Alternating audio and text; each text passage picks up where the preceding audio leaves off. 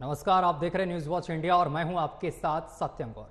प्रख्यात कथावाचक देवकीनंदन ठाकुर जी महाराज और बाघेश्वर धाम के पीठाधीश्वर धीरेन्द्र शास्त्री महाराज सनातन संस्कृत को बढ़ावा देने, देश को हिंदू राष्ट्र घोषित करने और कृष्ण जन्मभूमि को मुक्त कराने के लिए एक साथ आगे आए हैं और दोनों लोग देश के संतों, धर्माचार्यों और आम जन को एक साथ लेकर जन आंदोलन खड़ा कर रहे हैं। इसी कड़ी में बाघेश्वर धाम के महाराज धीरेन्द्र शास्त्री देवकीनंदन ठाकुर जी महाराज से मिलने वृंदावन स्थित उनके आश्रम प्रियकांत जू मंदिर पहुंचे हैं, जहां दोनों ने इन मुद्दों को लेकर खुलकर बातचीत की है। जब देवकीनंदन ठाकुर जी महाराज से पूछा गया कि आपने कहा था कि हर सनातनी को 4 बच्चे पैदा करना चाहिए, तो आज आबादी भारत की चीन से भी आगे निकल गई है। इस पर उन्होंने कहा है कि ये सवाल उनसे पूछो जो 15 से 20 बच्चे पैदा करते हैं। देश की चिंता सिर्फ सनातनियों को नहीं, मुसलमानों को भी करनी चाहिए।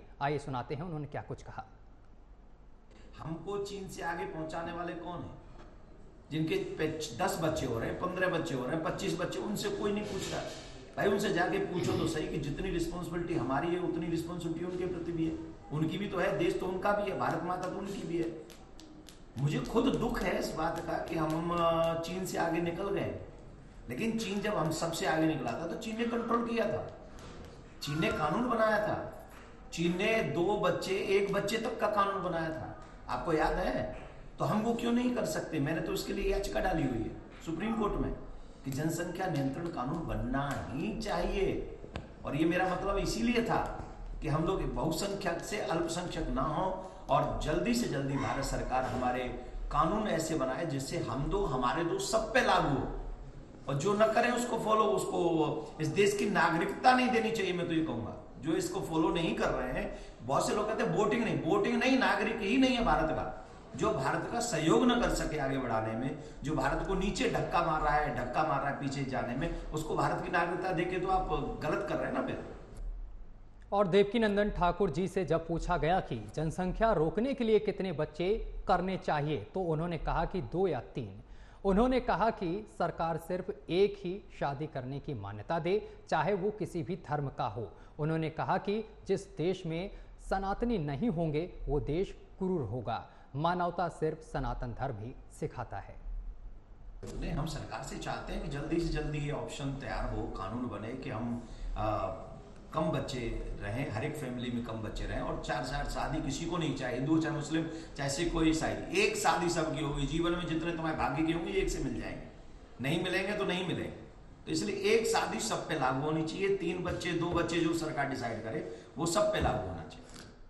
एक सवाल के जवाब में देवकीनंदन ठाकुर जी ने कहा कि जिस देश में सनातनी नहीं होंगे वो देश क्रूर होगा। सिर्फ सनातन धर्म ही मानवता सिखाता है। मैं उस देश में, उस विश्व की कल्पना नहीं करता हूं जिस विश्व में सनातनी ना हो। और एक बात ध्यान रख लीजिए, जिस विश्व में सनातनी नहीं होगा उस विश्व की जो छवि होगी ना, वो बड़ी क्रूर छवि होगी।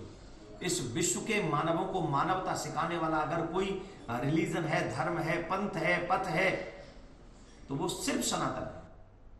और वहीं कृष्ण जन्मभूमि को लेकर किए गए सवाल के उत्तर में देवकीनंदन ठाकुर जी महाराज ने कहा कि अब धीरेन्द्र शास्त्री के सहयोग से कृष्ण जन्मभूमि को अयोध्या की तर्ज पर मुक्त कराएंगे। इसके लिए जन आंदोलन भी चलाएंगे। हम और हमारे प्यारे अनुज, मेरे ब्रदर और सहोदर ब्रदर, ये समझिए आप, श्री धीरेन्द्र शास्त्री जी बागेश्वर वाले महाराज, हमने मिलकर ऐसा प्लान कर रहे हैं जिससे संविधान का सम्मान हम करते हुए अपने श्री कृष्ण को एनी हाउ, उनके जन्म स्थान को आजाद करना, एनी हाउ, लेकिन संविधान का सम्मान रखते हुए। हम संविधान के बाहर कुछ नहीं करेंगे, लेकिन संविधान ने जो हमें फंडामेंटल राइट्स दिए हैं उनका सम्मान करते हुए हम ये कार्य अवश्य करेंगे, जिससे जन्मभूमि जो है भगवान श्री कृष्ण की वो मुक्त हो सके। और भाईचारे की बात करते हैं ना, क्यों नहीं निभा रहे भाईचारा? निभाइए ना भाईचारा। हमें चारा बना के, सिर्फ भाई बना के, चारा बना के रखे हुए, तो वो बात ठीक नहीं है। देवकीनंदन ठाकुर जी महाराज ने आगे कहा कि उन्होंने सुप्रीम कोर्ट में याचिका डाली है, जहां हिंदुओं की संख्या कम हो वहां उन्हें अल्पसंख्यक का दर्जा मिलना चाहिए। क्या एक वर्ग विशेष को ही लाभ मिलता रहेगा? क्या हिंदुओं का ही गला काटा जाता रहेगा? राज्य क्या कर रहे हैं? राज्य किसके काम करते हैं? राज्यों को तो सिर्फ वोट की बात राजनीति करनी है। मुझे लगता है कोर्ट को ये डिसीजन देना चाहिए।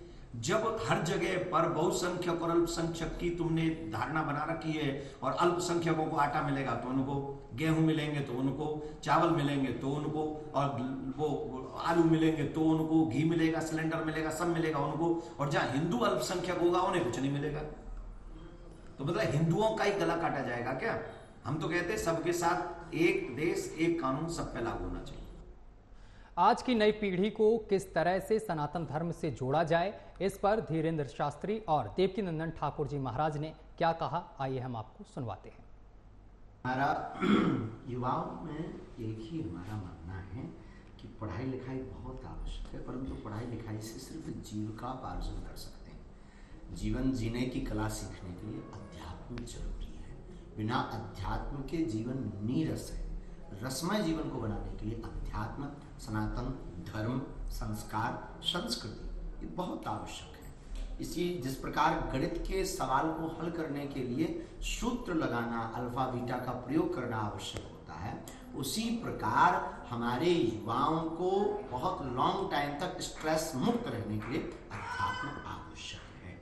इसलिए सनातन धर्म के लिए हम, हमारे बड़े भैया दोनों मिलकर के और भारत के अनेक महापुरुष सनातन युवाओं को संस्कृति से जोड़ रहे हैं, संस्कारों से जोड़ रहे हैं और धर्म के प्रति आस्था जागरूक कर रहे हैं। निश्चित रूप से हमारे युवा भी संस्कारमय बन रहे हैं, वो बनना ही चाहिए। हम लोग जो पहले किसी ने किताब लिखी है उन्हें पढ़ते चले आ रहे हैं। 2+2 4 होता है।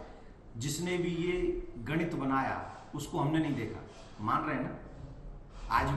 आज भी स्कूल में जाते हैं तो 2+2 6 तो नहीं होता, 4 ही होता है। लेकिन अगर कोई बच्चे पूछ ले कि ये किसने कहा, बोले हमने नहीं देखा। फिर तुम क्यों बोल रहे हो? जब तुमने देखा ही नहीं उसको, जिसने वो बनाया है, तो फिर तुम बता कैसे रहे हो? बोले नहीं हमारे पूर्वज जो बताते आ रहे थे इसलिए हम बता रहे हैं। वैसे ही जो शास्त्र हैं, कोई कहता किसने देखा भगवान, किसने देखा लिखने वाला, तो मैं ये मानता हूं कि हमारे पूर्वज हमें बताते आ रहे हैं, और पूर्वज कभी असत्य अपनी संतान को नहीं बताते। जैसे 2 4 2 4 ही होगा, वैसे ही कृष्ण के जीवन में आने से, राम के जीवन में आने से जीवन धन्य होगा। आज माँ बाप क्यों दुखी है? Modern education gives you how to earn money, but religious education gives you how to live life. जो आध्यात्मिक जीवन है वो आपको जीवन जीना सिखाता है, और वही कार्य आज हमारे छोटे भैया अनुज प्यारे धीरेन्द्र शास्त्री जी महाराज सनातन को कितने आज देखो ना, बच्चे जय हनुमान कर रहे हैं। क्यों कर रहे हैं? राधे राधे बोल रहे, क्यों बोल रहे? माथे पे तिलक लग रहा है, क्यों लग रहा है? आज माँ बाप के साथ बच्चे बागेश्वर धाम जा रहे हैं, प्रिया कांजू मंदिर जा रहे हैं, बनारस जा रहे हैं, अयोध्या जा रहे हैं। किस लिए जा रहे हैं? संत न होते जगत में तो जर मर तो संसार। ये तो धन्य है कि इन संतों ने संस्कृति को बचा रखा है। अगर संत नहीं होते तो आज हमारा क्या हाल होता? जो संतों के यहाँ टच में नहीं है, आने जाने में नहीं है, उनके घरों की हालत देख लीजिए आप। मदिरा पान वो कर रहे हैं, मांस भक्षण वो कर रहे हैं, माँ बाप से इग्नोर वो रह रहे हैं, माँ बाप को इग्नोर वो करते हैं, संस्कृति को हंसी मजाक उड़ाते हैं, ईश्वर का अपमान वो करते हैं, साधु संतों का अपमान वो करते हैं, राष्ट्र के प्रति कोई जिम्मेदारी वो नहीं समझते हैं। जैसे ही कोई अच्छी सी पढ़ाई करते तुरंत नौकरी के लिए विदेश भाग जाते हैं। ये क्या है? ये साधु संतों का ही दिया हुआ संस्कार है, जिससे हम लोग अपने देश को आगे बढ़ा रहे हैं। और जो घर थोड़े बहुत सुखी हैं, बच्चे जो उसको अपना रहे हैं, ये संतों का ज्ञान है। और मैं भगवान से प्रार्थना करता हूँ हर घर सनातनी हो, हर घर उस परंपरा का निर्वहन करे जो हमारे पूर्वज करते आ रहे हैं। चलिए इसी के साथ बुलेटिन में अभी के लिए बस इतना ही। देश दुनिया की तमाम खबरें देखने के लिए देखते रहिए न्यूज़ वॉच इंडिया।